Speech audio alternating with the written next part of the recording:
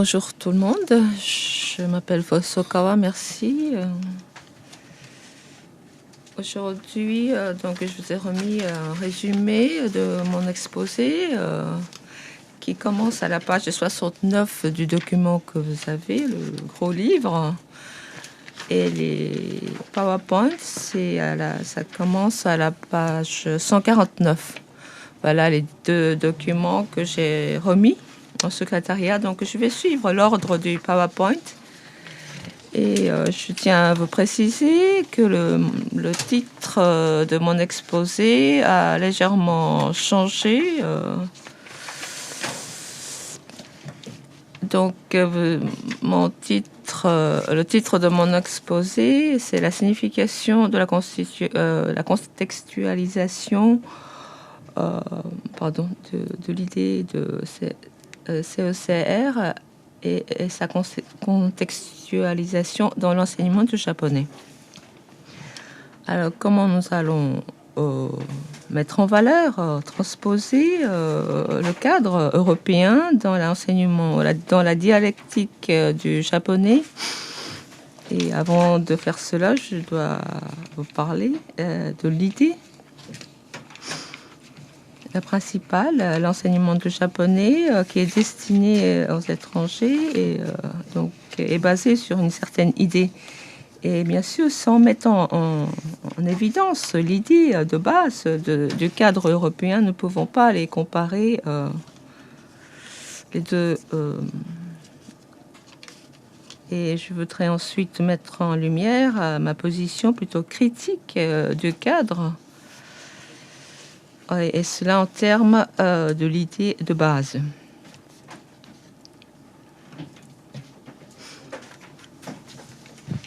Tout d'abord, comme nous avons entendu hier, ou dans les autres endroits, le plurilinguisme, le pluriculturalisme, comment nous pouvons les concevoir dans l'enseignement du japonais. Le plurilinguisme, le multilinguisme ou le multiculturalisme avait pour l'objet une société, alors que le plurilinguisme a pour objet l'individu. Donc on part d'un individu qui parle, qui est porteur de plusieurs langues, plusieurs cultures culturelles. Donc ça, c'est le point de départ du plurilinguisme.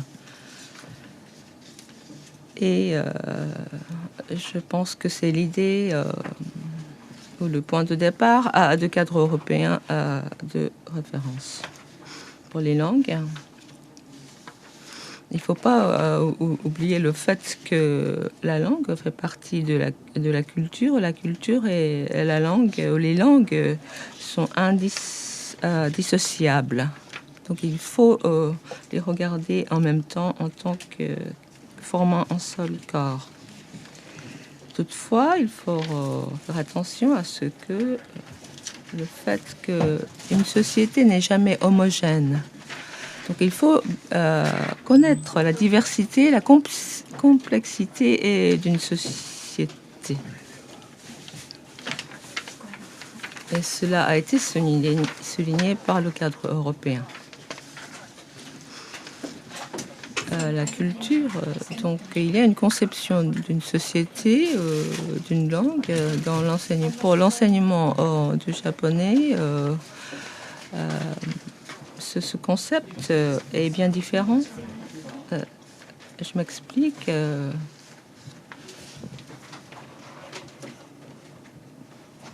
Penser et concevoir une société comme quelque chose de complexe, comme très diverse, c'est penser que cette société est toujours en mouvement, en mutation. Et cela a une signification importante, surtout pour l'enseignement des langues.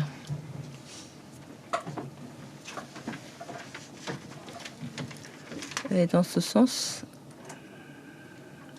j'ai mis ici, je pense que dans la salle, il y a des personnes qui sont dans l'enseignement du japonais. Donc, je vais présenter un rappel, un aperçu de l'historique de l'enseignement du japonais au Japon. Donc, l'enseignement de japonais a commencé au début des années 60. 1960. Et au cours des années 60-70, c'était une période de recherche sur le contenu de cet enseignement. Comment définir le contenu de l'enseignement du japonais. Donc pendant cette période, il y avait le vocabulaire, les modèles. Donc, il y a eu des recherches qui ont été réalisées centrées sur le contenu.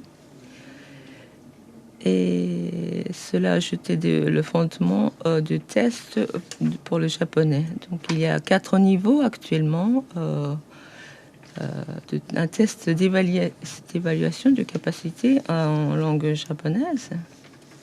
Et vers la fin des années 1970, l'approche communicative a été introduite des États-Unis et on a réalisé l'importance de cette capacité communicative pour l'enseignement de japonais. Donc l'intérêt s'est déplacé du contenu aux méthodes pédagogiques de l'enseignement de japonais. Et donc, le centre d'intérêt s'est déplacé de l'enseignement vers l'apprenant. Mais déjà, donc il y avait le cadre fixe pour le vocabulaire, pour le grammaire. Alors, à partir des années 80, on a réfléchi sur les méthodes. Et je pense que l'enseignement de japonais, à l'heure actuelle, se trouve toujours dans le développement de cette approche. Et dans les années 90, le paradigme a peu à peu évolué. Et donc, l'intérêt, c'est déplacer des techniques de l'enseignement, mais on s'est posé la question, pourquoi ? Pourquoi enseigner ? Pourquoi enseigner le japonais ? Pourquoi enseigner telle ou telle matière ? Pourquoi faut-il enseigner le japonais ? Que signifie cet enseignement ? Voilà, ce sont des questionnements qui ont été faits à partir des années 1990. Et ces questionnements se sont aiguisés au fil des années.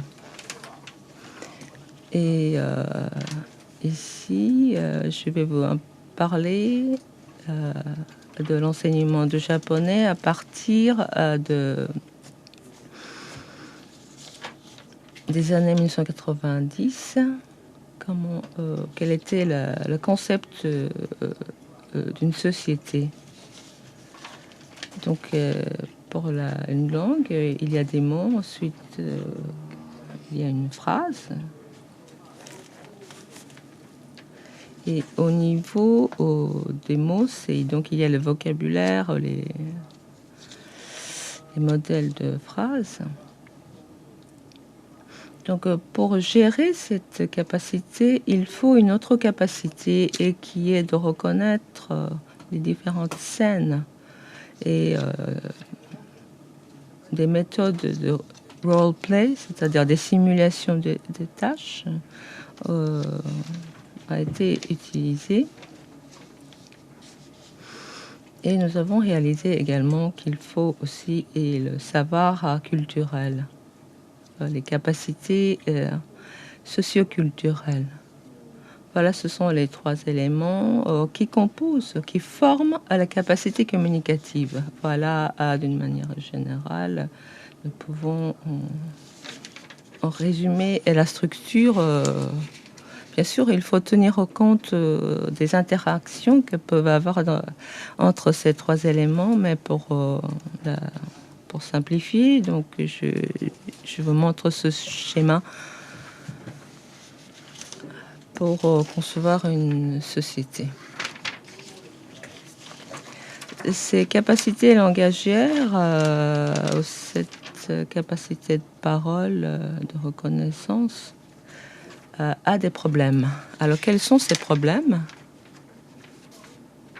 Le plus grand problème, c'est la reconnaissance qu'une action langagière est faite d'une accumulation des parties qui conduit vers une totalité.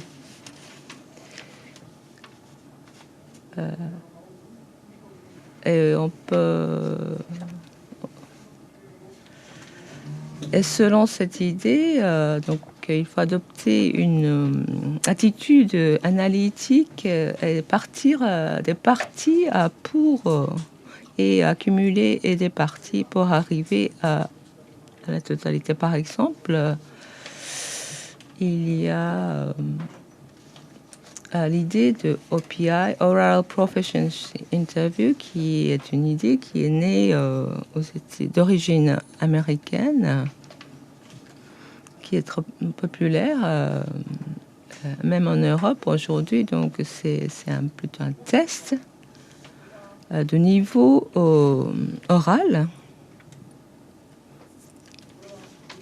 Et l'autre problème, c'est la normalisation d'une langue. Donc, selon lequel il faut rapprocher le japonais enseigné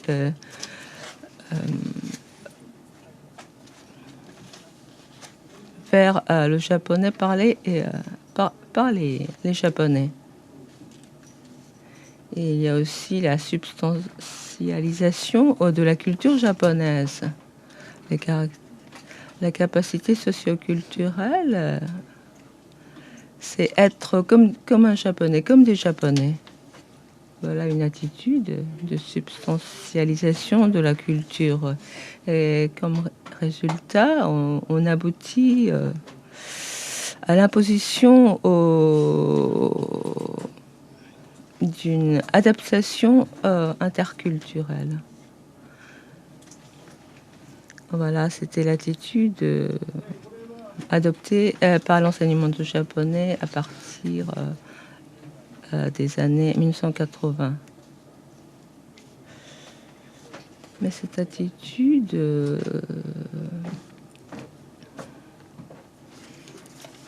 a peu à peu changé.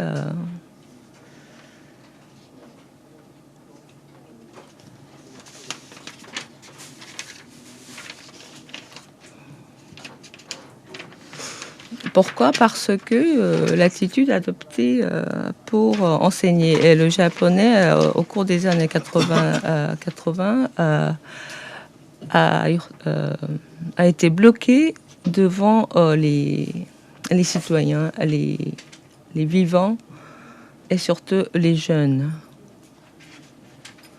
L'enseignement du japonais n'a pas de projet concret pour enseigner le japonais à ces personnes, ces catégories de personnes. Dans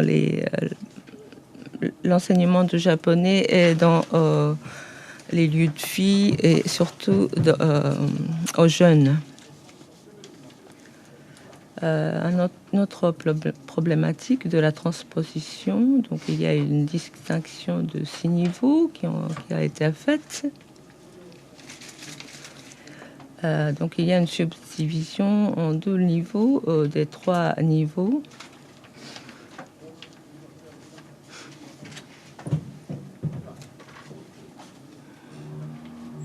Et ces 6 niveaux existaient depuis longtemps dans l'enseignement du japonais, mais ce n'était pas des niveaux qui ont été utilisés pour l'évaluation. Mais si on tient compte de ces niveaux, ABC par exemple, et A1, A2, B1, B2 par exemple, prenons le niveau B1, est-ce que B1 doit être égal pour tout? lors de la conférence sur la politique de l'enseignement de langue, M. Briam a dit qu'il faut juger, par exemple, le niveau B1 dans son contextuel social, contexte social. Donc, il n'y a pas de critères absolus pour définir ces niveaux. Alors que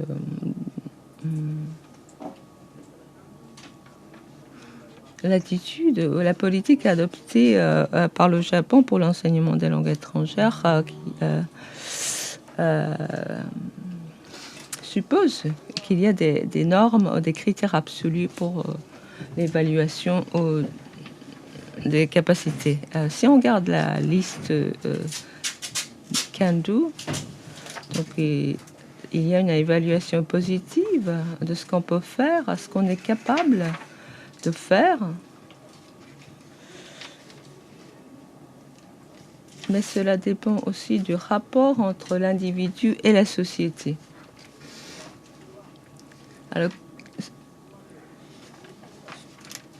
donc jusqu'à ce moment, on a établi la liste sur ce que chaque individu pouvait faire, mais en transposant le cadre. La liste a une signification, c'est-à-dire ce que un individu peut faire pour la société. Et malheureusement, cette idée qui est contenue dans le cadre européen n'a pas été transposée dans l'enseignement au Japon.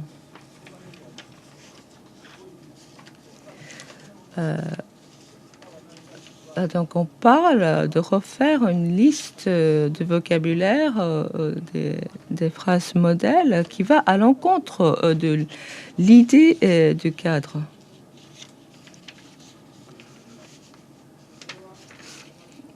Et pourquoi? Parce que ça conduit à la normalisation de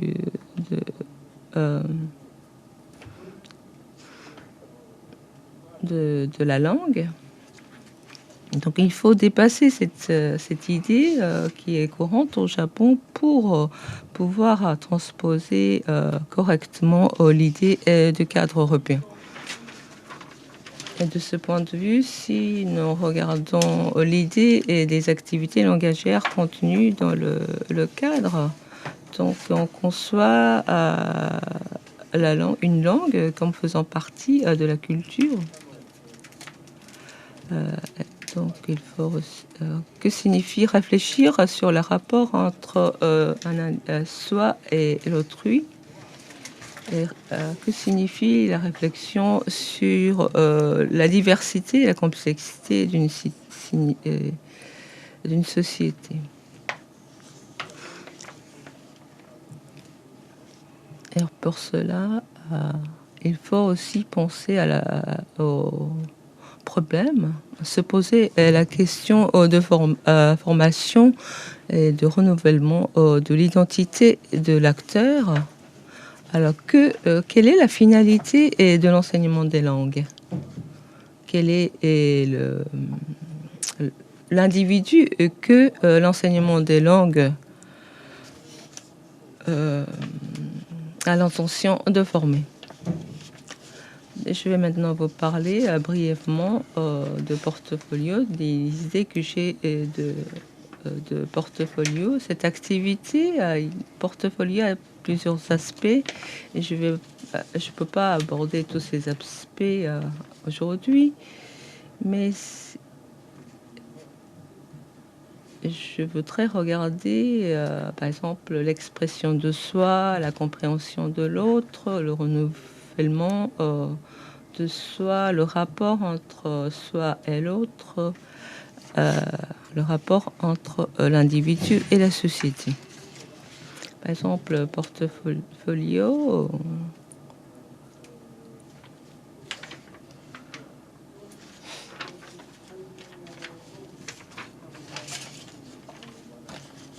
on regarde le portfolio comme quelque chose qui donne des idées techniques. Mais pour moi, un portfolio est une activité que j'ai présentée en ce schéma. Donc c'est un processus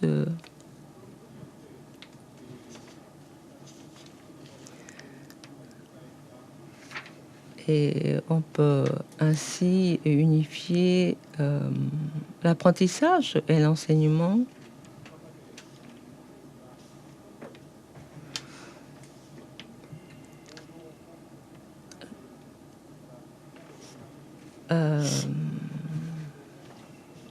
Et comment lier l'apprentissage et l'enseignement. Donc j'arrive à ma conclusion. La transposition et la contextualisation ne peuvent pas être résolues, réalisées par des méthodes techniques. Des techniques, des méthodes qui n'ont pas d'idéologie vont rencontrer un mur inévitablement et produiront des problèmes. Une méthode concrète qui est basée à une idée, il y en a un grand nombre, autant que le nombre d'individus. Les interprètes m'ont demandé de parler lentement, mais j'ai parlé très vite, excusez-moi, et je vous remercie de votre attention.